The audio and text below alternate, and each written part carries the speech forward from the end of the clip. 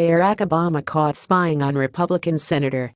Mr. Obama might need to consider a non-removal nation as an area for a living arrangement if a portion of the charges of his corruption ends up being valid. Simply the utilization of government organizations to direct observation activities on political arrivals ought to be sufficient to land him in a bad position. The man who guaranteed a transparent administration made anything other than to aggravate matters. He encircles himself with other degenerate people, for example, Holder, Clinton, and Jarrett.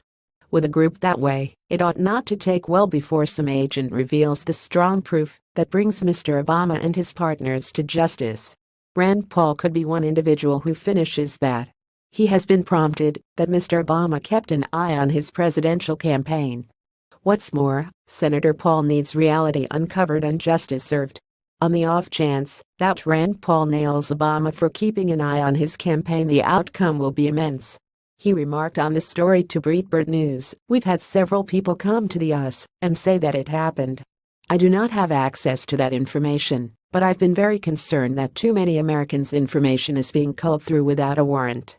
What's more, Mr. Paul is right when he cautions about the risks to every one of us from a meddlesome government crazy. There's a lot of things to be found out, particularly since we found out that Susan Rice was unmasking people, and we need to know, was there a political motivation? Because one of the real dangers in a free society is if government gets so powerful it's listening to all of our phone calls, the possibility of extortion, the possibility of blackmail. All of that goes up exponentially. We have several sources telling us that members of the Obama administration were looking at politicians, particularly who are running for office, Rand Paul said.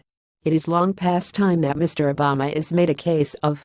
The possibility that in the event that you are sufficiently liberal and sufficiently intense that you can do what you need as you run roughshod over the laws of this country should be forever scattered.